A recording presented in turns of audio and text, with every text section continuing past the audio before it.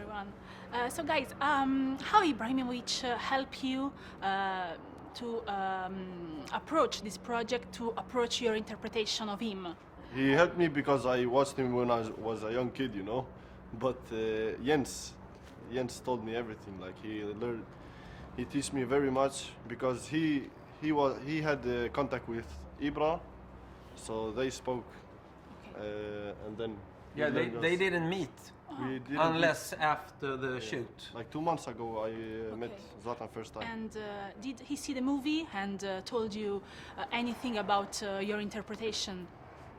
Yeah, he have seen the movie and he liked it very much. He told us. Yeah. Men vad sa han om era liksom rolltolkningar liksom? No, he said we did it very well. He was very happy with our performance. So if he is happy, it's the most important thing because it's about his life, you know. So. And when you said your friend and family you were going to play him, what did you say to you?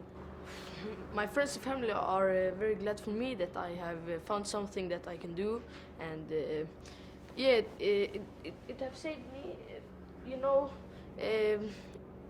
I was 13 years old when I got this role, and since then I have grown as a person for every day that has gone. You know, I've learned so much. You know, and all of this movie, my friends just think it's amazing that I'm in, you know. My family are glad that I have found something to do, you know, with my life. Do you agree that before being a football movie, this is a coming of age, this is a story of a boy that is trying to understand what's going around his life?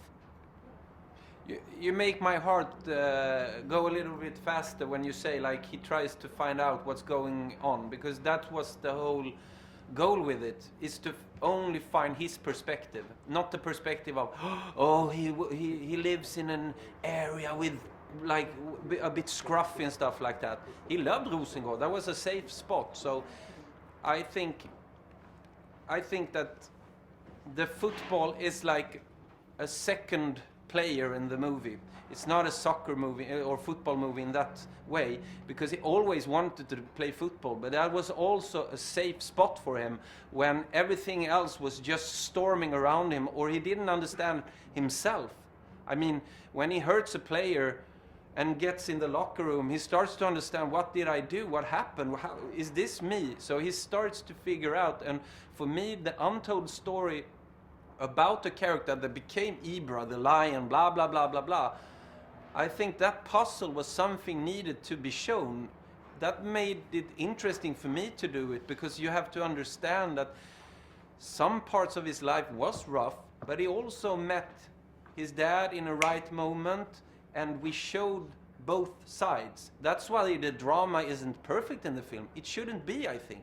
That's why I didn't want a typical like line in the film, like when he's like 12 years old. I want to be the best football player in the world. Okay, perfect. Then we know what the character wants. Nobody knows that when you're 12. Nobody.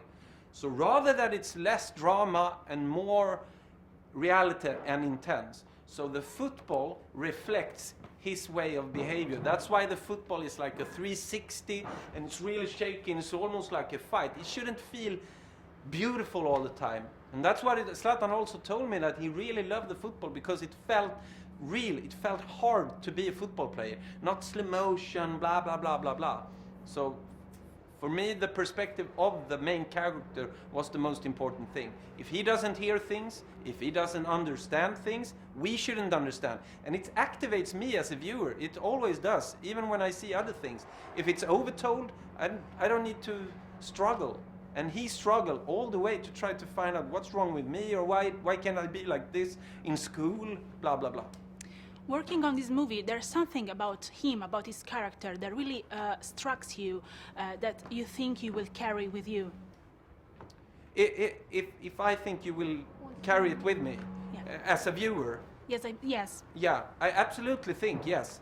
Then maybe people gonna hate the film for some reasons or love it. I mean, it's gonna be both sides of it. But the most important thing was the end scene for me, which I asked them to write in the script, that the last thing we see is not Zlatan, it's the next generation of kids coming towards us. And in Sweden and in other countries we struggle with racism and stuff like that. And I really was important for me to see like this is the next wave of generation. You can't stop it. No one can.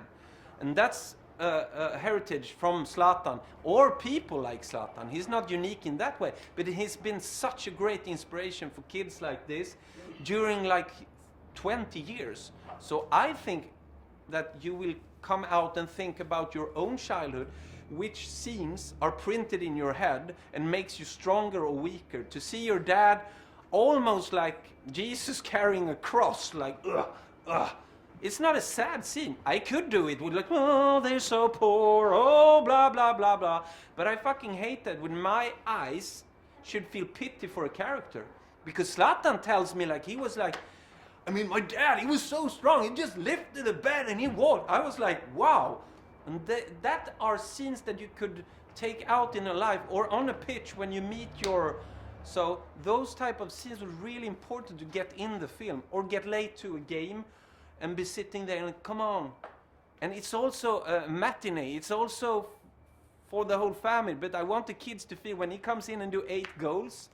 I love that balance. It's like, it's almost like, oh no, they can't take it this far. But then suddenly it contrasts to the dad who comes in and says, I heard you did 8 goals yesterday. He wasn't even there.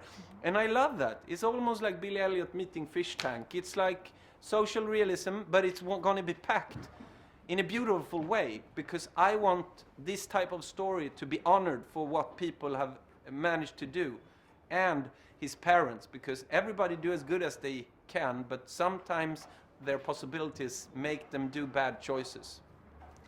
Thank you so much for your time. Thank you.